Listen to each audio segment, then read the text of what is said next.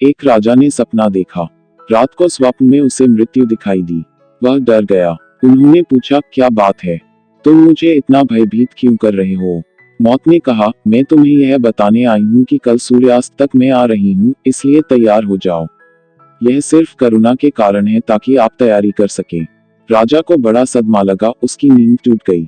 आधी रात थी, उसने अपने मंत्रियों को बुलाया और कहा, ऐसे लोगों को ढूंढो जो स्वप्न का अर्थ बता सके, क्योंकि समय कम है।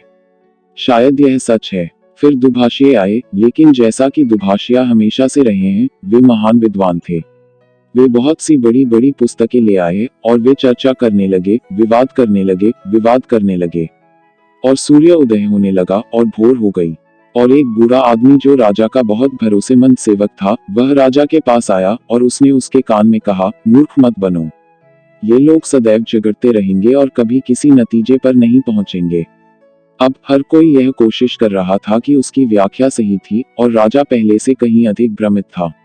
तो उसने बूढ़े आदमी से पूछा, तो फिर मुझे क्या करना चाहिए? उन्होंने कहा, उन्हें अपनी चर्चा जारी रखने दीजिए। वे इतनी जल्दी समाप्त नहीं होने वाले हैं और सूर्य अस्त हो जाएगा, क्योंकि एक बार उगने के बाद सूर्यास्त बहुत दूर नहीं है। बल्कि मेरी सलाह मानो और भाग जाओ, कम से कम इस महल से तो भाग जाओ।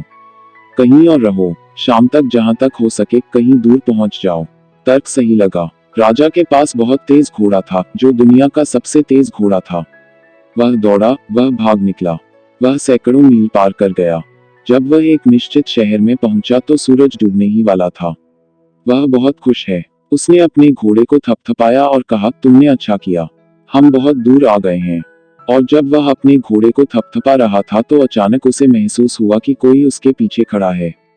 उसने पीछे मुड़कर देखा, वही मृत्यु की छाया।